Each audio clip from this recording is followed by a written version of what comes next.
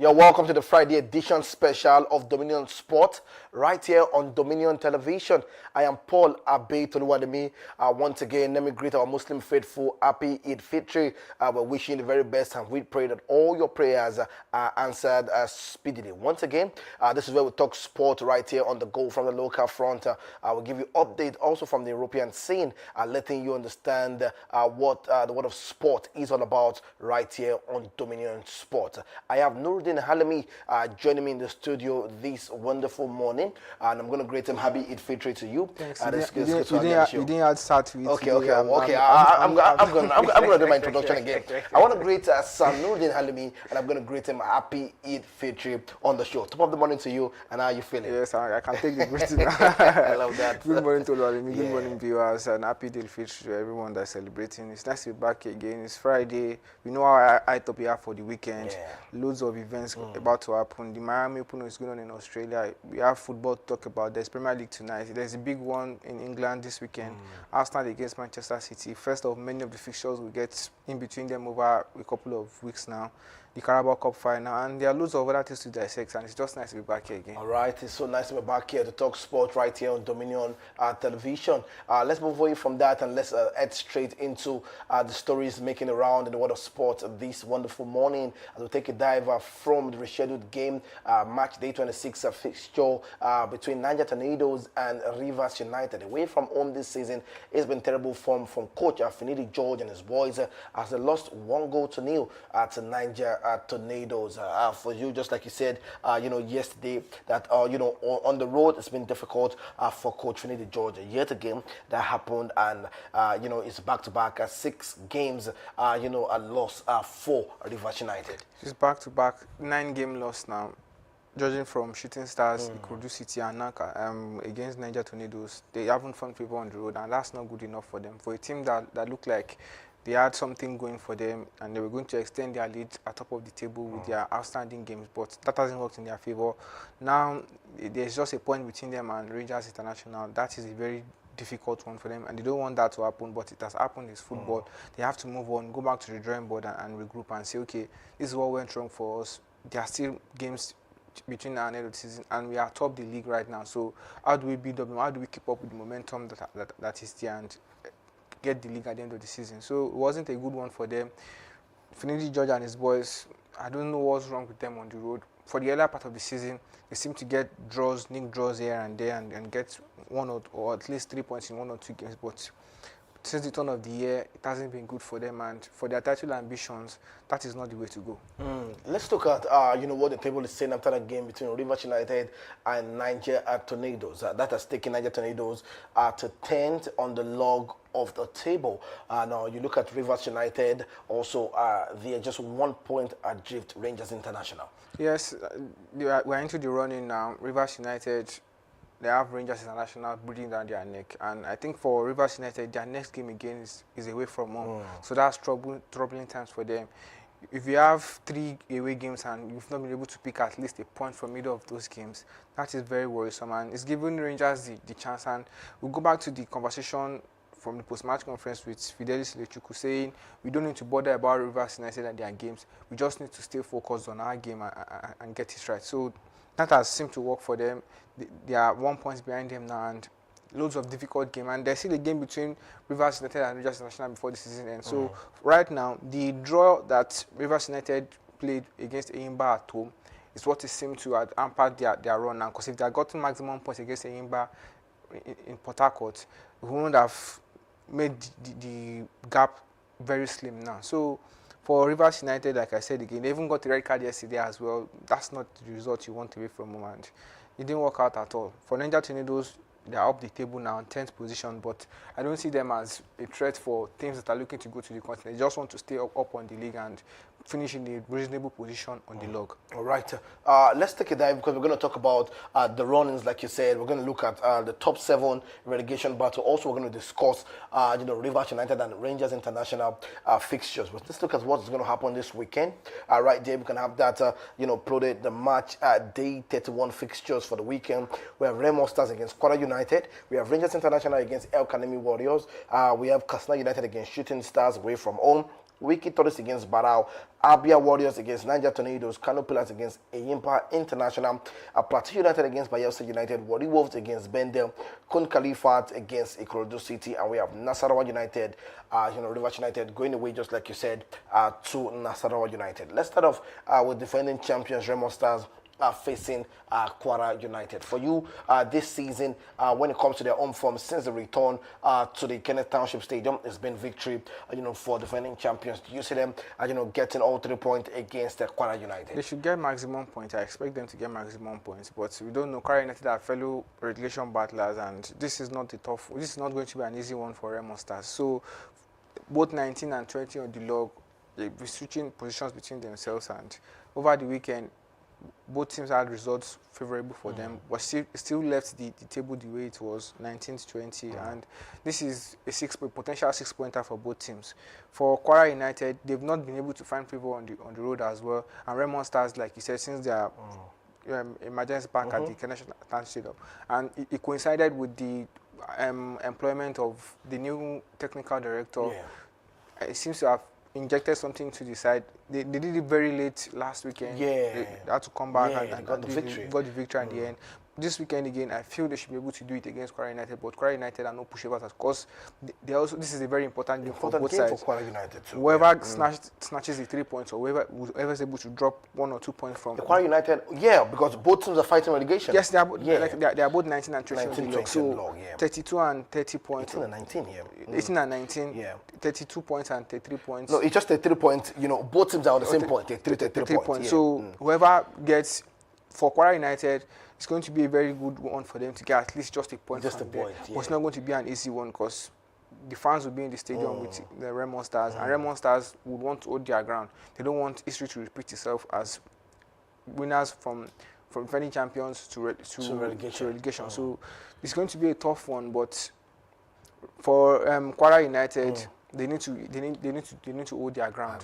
At least a point from this is very important. Still go neck on neck with them and push it and get something out of it. All right, let's talk about Rangers. Okay, we're going to come to Rangers and Rivers United, because we have the run-in. Let's look at the next game. It's going to be Kano Pillars against Eyimba International. For you, mouth-watering game to look forward to. Right there. Let's just take a dive straight into what's going to look like for them, because you look at where Eyimba are also, are 15 on the log of the table, 16th. and you look at Kano Pillars 16th. On So it's still relegation battle. It's still relegation battle, and two weeks ago, Yeah. Eyimba were on 16th or 17th position. Kwara United, Kano Pillars were on 16th position. So the win from the weekend for Eyimba propelled them to 15 points, and Kano Pillars are on 16th position right now. So it's a game between two traditional sides. We expect fireworks from the game. Very interesting fixture over time. We produce a lot of goals, and for Kano Pillars, this is another game they need to sit tight, and they've been doing well for the past couple of weeks. Past 5 games now, they've lost just one. Got 3 draws and a victory. So that has seemed to steady the ship a bit for them and propel them out of the relegation battle. But they are not safe yet. For Eyimba, the results from a couple of weeks ago didn't favor them as well. They dropped a lot of points in front of their fans, even though it was behind closed doors.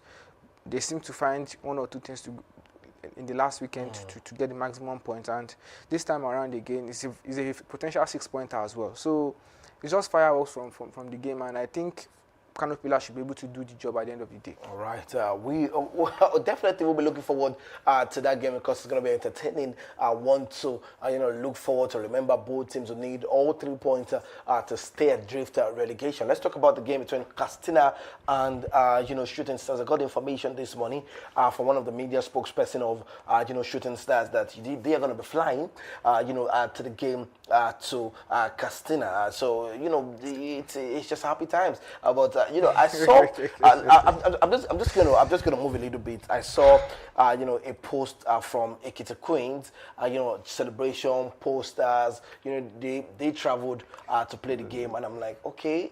these are just the basics. So what exactly are we celebrating here? But you know, it's just what it is. It's what It's is on this part of the part world. of the world, Because yeah. normally when games are too far away from, Yeah. so it's just normal protocol to fly your players there. But at this side of the world, the finances and all the restraints. And I saw Oshun, you know, boys are pushing the boss, usually saying they can't move again. It's just what it is in this, It's just what in this it part is, of the world. and Shooting Stars is a reward from their Yeah, yeah. double leather victory at home in the past couple of weeks. So their management rewarded them maybe, but Maybe. it is what it is. They've flown, and let's hope they repay the Repay the faith faith in with them. them. Okay, so and get the let's just move away from flight or no flight. Let's focus on the game right now. You know, for going away from home has not been easy for Coach Nuruddin Aweruru, and you look at where Shooting Stars are. This victory can put Shooting Stars in the race for the title. Do you agree with me? Yeah. Or do you think, you know, the goal should just be what they said they were going to achieve this season, a continental ticket? They can punch above their weight. It's normal. If they find themselves in a very good It's position, okay to fly above it's the okay to vision. fly. We're talking about flights and Okay, we're movements talking now. about flight. I'm hating. So I think it's a good one. Yeah. If they can get the victory from boys, it's going to be a very difficult one based on the fact that Nuruddin Aweruru and his boys, they've not found favor away from home. And I think he's been the architect of his failure most times.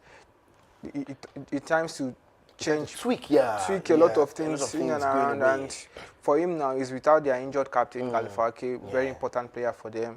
Tijani Kabir also left the game the weekend early. So there are question marks about the fitness of loads of players in his team. Sadiq Ibrahim too got out in the second half as well. So there are still question marks about very key players for Shooting Stars. But if they are able to get the victory, it's going to push them in the conversations for the title. But can they keep up the consistency? That's the question. That's a very big question. And for Katsina United? For Katsina United, they need to get the points to they're on 12th on the position right now. Yeah.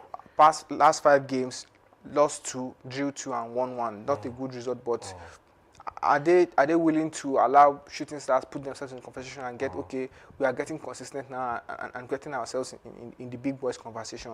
That is a very big one, and it's going to be an interesting fixture as well to look All forward to. right, it's going to be an interesting fixture to look forward to. Let's now talk about, if I can have a producer, display the running for the games between River and Rangers International, because that looks like the conversation now. Yes. If only, you know, the likes of Shooting Stars, Ikorodu City, and Nassau United, maybe get victory over the weekend. Those teams don't look consistent like like two at top of the table. Nassau United for about 2 weeks dropped points both away and at home, and they are playing one of the big guns this weekend as they are playing Rivers United in front of their fans. So it's going to be a big one as well. So if Nassau United get the victory today as well, it opens up a lot of conversations in and surrounding the teams that would even get a continental ticket at the end of the day. Because right now we just need to keep up consistency. Shooting Stars got 2 victories and it's pushed them back. A team we've all written off and said, okay, they will just manage to finish in the top of the table. Now they are in the conversations around if they get the victory today, we'll put them in the entitled conversations. So for Rivers United, we could do City.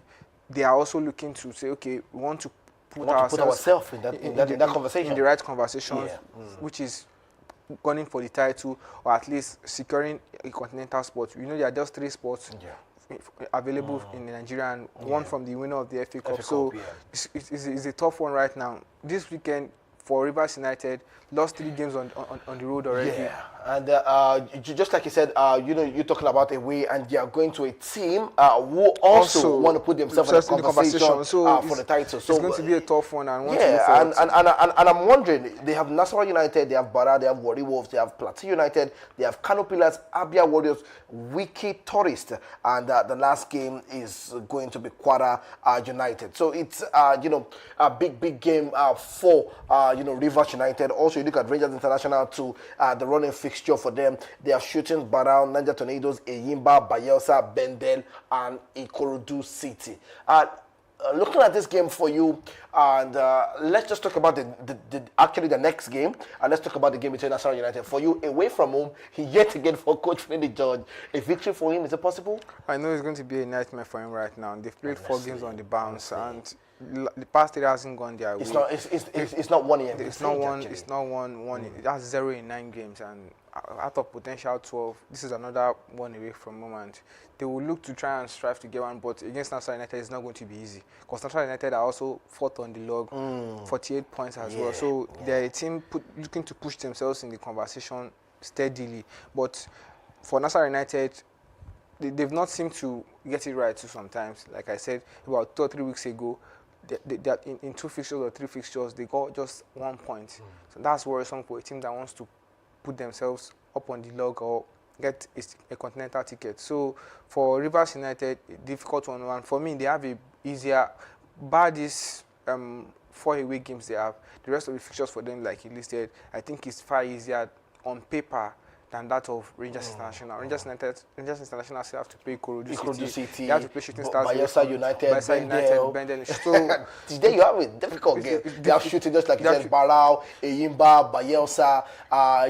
They have Niger Tornadoes. They have Ikorodu City. Yeah. So it's for me, Rangers have the tougher set of games. And we just have to see what happens between now and the end of the season between both sides. So let's talk about Rangers International going home to play El Kanami Warriors. Victory for them. Victory for them. Massive one. I think the game will be done and dusted as early as in the first 15 minutes in the second half. The game should be done and we'll know where the game is going, because Rangers International at home, they know what they are doing. They know their onions and they like to put game to bed as early as possible. The last game in front of their fans, they scored 4 goals or so. So this is not a team that would looking for excuses or looking for things around.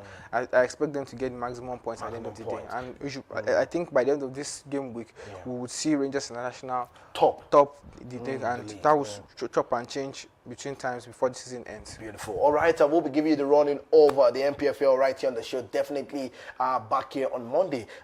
Because of our time, I just want to look at, if my producer can have me, the final push of the season. I'm talking of Bayelsa, Eyimba, Kano Pillars, Wiki Torres, Squadra, Remo Stars, and Kun Khalifa. Thank you so much, producer. There you have it. The Sanuruddin, for you, are you still maintaining that Remo Stars, Kun Khalifa, Wiki Torres, Aqua United, looking at the games you're looking forward to right now? Do you see these teams, or do you see the likes of Bayelsa United dropping Eyimba and Kano Pillars to get back to relegation? I'm not changing my words for now. I still think Remo Stars. So I would love my project to have Nuruddin back in action, so that we can have this moment, so that we can remember such statement if it doesn't happen, because I would love it. This is going to happen. Remo Stars will go down. Kun Khalifa. No, you don't say go down. Go down does not mean they'll relegate. Are they going to relegate or not? They will relegate. Kun Khalifa to relegate as well. The other 2 teams that will join them, I think maybe Kwara United will also join them, and whoever doesn't get it right between Wiki Torres, Kano Pillars, Eyimba, and Bayelsa United will join them. So, but for me, the 3 candidates for me right now that are certain will get relegated are Remo Stars. I know you don't want to hear that. No, I love the fact that the camera is on you right now. So go ahead. Remo Stars will go down. Kun Khalifa definitely, and I think Kwara United will join them. The last team that will go down to the NNL, I would get that before the season ends. Amazing time to be alive in the world of sport. And I love such moments like this, because I'll be back here to talk about it again. But I still maintain for you, I still maintain my stand. No, the Remo Stars are not going Remo down. Stars Me, are not I don't think they will get they'll get enough points that will take them out of the relegation. I think they let it a little bit too late, and for other teams that are around them too, they won't want that catastrophe to happen. They just want Remo Stars to go down, and I think they will support my claim, and we'll come back to talk about this at the end of the season. We'll come back to talk about that, at the end of the season. All right, let's just move away from that, and let's take more stories. I'm sure we got information now this morning that the squad list for England is out. Before the end of the show, we're going to talk about that and, just wrap up the show. Let's look at, other stories making around in the world of sport this morning. We got the report coming through that, FIFA introduced rule mandating all teams participating in a women's tournament organized by FIFA will be required to have a female head coach or assistants. And this would affect Nigeria because the Super Falcons has a male coach. For you, what adjustment must we make right now to have this rule still remains in our favor? They would have to switch. The NFF would have to look for a competent coach to put in charge of this. But or an assistant. They said you can have an assistant. Maybe an assistant. They'll bring that into. But I don't understand this new rule now. Allow anybody coach the team they want. If there are issues between coaches and players, they can settle that amidst themselves, or issue disciplinary report to investigate whatever wrong that has happened. I don't think it's right to mandate teams to say compulsorily. What of if there are no competent managers, or the board of such national teams can't find an assistant manager or a manager that they feel is enough to take the team? So I don't understand the new rule, and there's no rule that's saying a female must be on the board of the men's national team. It's not all this gender-based. It's not the conversation I like. It's not something I want to push through. But they are the owners of the game. They are the rule and the guidebook owners. They will tell us the way they want their teams to go, and everybody must comply if you want to participate in such competitions. So, looking forward, NFF have to look for a solution and way forward. Get an assistant or get some a coach that will push Madugo out. So that is just what it is. It's not something we would enjoy, or a lot of people would like me as well. So it's just what it is. Okay, it is what it is. Definitely. Well, I'm sure that the NFF would have something, a permanent and providable solution going forward for the camp of the Super Falcons. And definitely we'll be here to give you more updates. This is a result of the feminist and Mia Sanders debates that's going on social media space, and also this you are getting a result of this. You are telling a team to mandatorily put someone, a female, in charge of the national team. But it's a female national team. Why can't we have a female coach? Is there nobody's saying they shouldn't have a female coach, but if a male can administer the tactics well and get the team to get running, there's nothing wrong in it. You shouldn't come and say compulsorily, you won't tell me how to run my affairs. But it's because they are the owners of the game. We have to compare and comply with them. So it's just what it is, like I said. But we are the one only saying that we want the female to be part of the game. Yes, they are part of the game. Nobody's taking them out. Nobody is taking them out. The English national team is being coached by a female. Loads of women national teams are coached, and it wasn't imposed on such boards or such football associations to mandatorily put a woman in it. The only question mark for me is why mandate it? It's not, nobody has sidelined them. There are loads of women still on the boards of. The question mark for you is the mandatory part of it, because I don't understand why you are telling me this and that. Let's just move away from that. Let's look at other stories making around in the world of football, and this is coming through from the Europa League yesterday. Trust me, fantastic result. I saw some mouth-watering goals. You can have the result displayed on the screen, and I was excited to see some teams qualify and also get a victory, most especially English teams getting a victory right there. If you can have that, there you have it. Aston Villa picking up the victory against Lille. On aggregate, the game ended 3-0. Also, you look at other fixtures right there. Other teams, Nottingham Forest also picking up victory.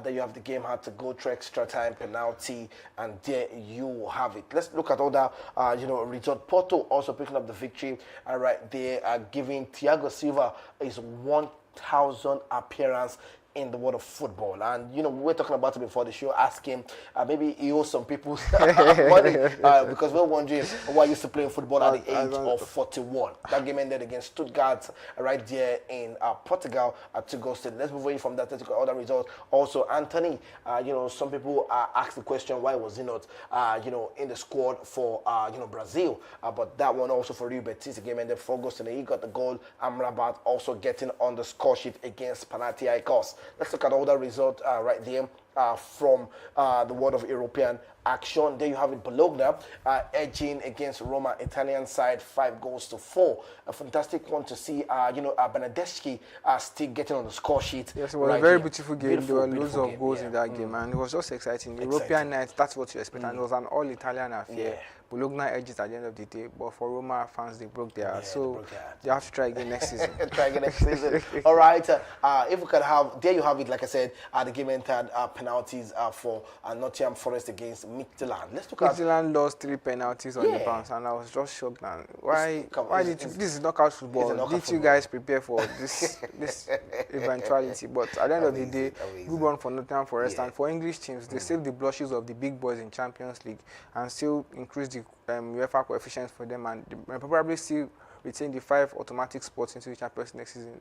But we'll get to see that at the end of the season. But right now, for English teams, it's going to take a whole lot while from other European leagues to catch up with them when it comes to the UEFA coefficients for teams that would get larger spot or larger percentage when qualifying for such competitions. All right, let's look at the the draw.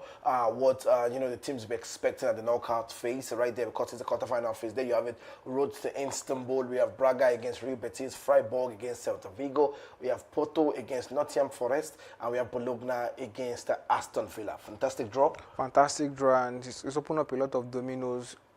Aston Villa against Bologna is one to look forward to. Porto against Nottingham Forest as well. Exciting time. Thiago Silva gets to visit England again, and we would love to see that again. Real Betis, Anthony seems to tick there. He's forgotten his woes at Manchester United and moved on to greater things in La Liga. It's a star boy in the team right now. One to look forward to as well against Braga. Freiburg would play their opponent as well. So it's an exciting time in the world of football, and the Europa League has this kind of heavyweights now, and because of the juicy part of if you win the Europa League, you get an automatic qualification into the Champions League. So every team is taking it serious now, and everybody wants to get their hand on the trophy. All right, let's look at the Conference League. You can just have, the draw for the Conference League also. Fantastic one to look forward to. We saw some teams, Crystal Palace also making it through. Fiorentina also through. You look at AEK Athens. We have Mainz also through. Lens Persona, picked up the victory, picked up the victory away from home to Shakhtar Donetsk, but on aggregate, it's true for Shakhtar Donetsk. Also, AZ Alkmaar through. We have, Asaman Spor, picking up the victory away, about Rayo Vallecano through. Strasbourg also through. There you have it, the quarterfinal stage, looking massive. I want to look forward to quickly. Yes, want to look forward to road to Leipzig, and this is what UEFA preached, but a lot of their boys, the teams they infuse into the competition are out now. It's now between the big boys again. The stronger teams are seeming to still get to the summit stage of the competition. So the quarterfinals are here, and we expect to see exciting fixtures from all the sides there, and on to the next round between all the teams. Okay, on to the next round, and talking about the next round, it's the final between Arsenal and Manchester City. I want to look forward to. We tried everything possible to have an Arsenal and Manchester City fan join us on the show today, but we're just going to discuss about that. Both sets of fans are shying away. They're shying away. I think no one is confident. No one is coming out to say, because it looks dicey. But I'm just going to have the expert himself, discuss this game for me. Arsenal against Manchester City. You look at an Arsenal side who is in top form this season. You look at Manchester City, troubled waters for Pep Guardiola. For you, how do you see Mikel Arteta set up his side, going a side like Manchester City, who have had troubles when it comes to, picking up points in the Premier League? Also, look at how they were knocked out of the Champions League, and there they have it. It looks like this is the only title, or maybe the FA Cup, they can have a grasp of if they're to have something in the cabinet this season. Yes, you just mentioned that, but for both teams, it's a very important fixture. On the side of Mikel Arteta and his boys, they need to get this as, okay, this is the first victory of the season, this is what we've challenged for. If you remember, they are still in line to get 4 titles. They are still in the Champions League. They are still atop the Premier League. They are still in the FA Cup, and this is first of finals for them in the Carabao Cup. So for Mikel Arteta and his boys, it's a very important one for their mental strength and the resilience of the team. Okay, let's reward ourselves for the first time. And 6 years drought. 6 years drought, and they want to put their hands on the trophy. So it's going to be a very difficult one for Manchester City. And he asked me how they will set up. I expect Mikel Arteta to field the strongest side. We'll see Raya in goal. We'll see Gabriel Magalhaes side by Saliba. Yeah. The full backs for him, I think Calafiori made a fantastic block in the wicket against Everton to keep the game at bay. So on the left side, we don't know who's going to start, because Timber might be fit or not, and Ben White has deputized well in that position this season. So that's to show you Arsenal are well stacked in that defense. Right? And in the midfield, I expect to see Rice, Zubimendi, and Eze or Odegaard, because Eze seems to be getting to the games now. You complained about his consistent, but he seems to use himself into time. Got the goal in the Champions League. Champions League, fantastic goal. But for me, the problem is he's not naturally a creative player. He's a forward. He likes to play in from the wings, but Mikel Arteta sees something else, or maybe he's utilizing in a different position. But there are still loads of players that can prosecute that position. Mikel Arteta, he has Kai Havertz, he has Martin Odegaard, has loads of players that can change things around for him. So I will see Saka on the right flank as usual. Martinelli or Trossard is going to start, and Gyökeres, I think, will be the one to bet to start the game for him. And maybe he was going to bank on the experience of Gabriel Jesus. So that one is dicey. But for me, I still see Mikel Arteta sticking to his strongest side because this is a match he wants to win. For Manchester City, this is looking bad for them right now. They don't have him winning 4. They drew against Nottingham Forest. They drew against West Ham. They lost in Champions League to Real Madrid in Spain. They came to England. They lost again. So it's not been a good one for them right now. And this is one of the pinnacles of the season for them. They need to get this victory as well if they want to win the season. Okay, let's say we've done well for ourselves this season. So Guardiola, it wasn't on the touchline for the game against West Ham. It's going to be down beside his players at Wembley today, on Sunday. I'm sorry. So in goal, I should see Donnarumma in goal for him. His defense, Gueye and Ruben Diaz should do the job for him, and on the flank, O'Reilly. If not Ruben Diaz, maybe Kushnerov. Maybe Kushnerov, because it seems to chop and change in that position for him. And fitness issues has also contributed to the woes of Pep Guardiola this season. But that is not an excuse. He spends.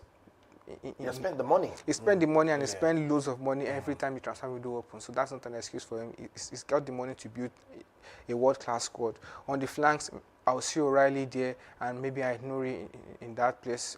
In the midfield, I know Rodri is a standby. He has to be there. He's one that makes the team tick. If he's on his A game, the team gets there to play.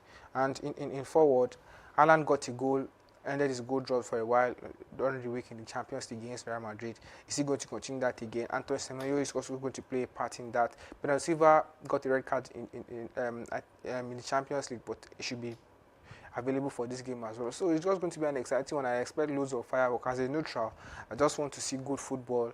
I don't want anyone to pack the bus or one team to sit behind and the other person to chase all around the game. I just want to see tactical masterclass from coach or from trainer and mentee. Because it's Guardiola. Yeah, it's Guardiola and Mikel Arteta. So it's going to be an exciting fixture all around, and everybody's looking forward to that. All right. The question remains, I can ask now, cancel the 6 But for you, it's all been me talking about I'm definitely I'm going to talk about that because, it's just been 6 years. Can Arsenal cancel a 6-year drought of a trophy in the cabinet when it comes to, trophies like this? Let me inform you that Arsenal are unbeaten in the last 6 head-to-head across all competitions, 3 wins and 3 draws. But City have won 4 of successive, meetings in the competition, 3 which came by 3-goal margin, including the 2017-2018 final. Let me inform you that 7 of Arsenal's last 8 Carabao goals came after halftime. So maybe, if you're walking through the white paper, you might want to look at that side. Also, let me inform you that 6 of Arsenal's last 8 goals in any competition were scored by an English player. And also, let me put your knowledge that City have considered 6 first-half goals across their last 4 matches. And bringing to your knowledge, City have kept just 1 clean sheet in their last 8 games away from the Etihad Stadium. So definitely this looks like it's turning in favor of Arsenal. But just like you've asked me, I think it's just going to be a tactical setup, for Pep Guardiola. And also we got a report that, it was a back and forth with, Maguire not being in the final because Pep Guardiola was fighting for it. So we don't know if it's still going to feature. I think they got the victory for that. For that one. But if possible, if we have Maguire, start for Manchester City, maybe a Ruben Diaz if he's fit, I think that would help, shape the backup plan for them. But I think the major problem this season. I'm sorry to cut you short. Yeah. Gueye was there when they considered 3 against and 2 Definitely, against. yeah. I'm not going to shape out anything away from the defense for Manchester City. Like I said, it's been troubled waters for them. They have conceded, and that is a certainty that they're going to concede again. But where I have problems for Manchester City is the fact that they have not seen a provider for Haaland this season, and it's been a major problem. That has shown that there's a massive loophole, leaving Kevin De Bruyne out and not bringing a permanent replacement. It looks like Ryan Cherki would have done that job and maybe fitting in Bernardo Silva there, but it has not worked out for him. That's why he had to turn, in favor of Antoine Semenyo to get in that. He's gotten Cherki. You want to be on the side of Arsenal. I know you're going to be on the side of Arsenal. I don't want to be. I'm just being okay, so I'm going to ask you, who are you backing to win the Carabao? For me, I would like to see Manchester City win.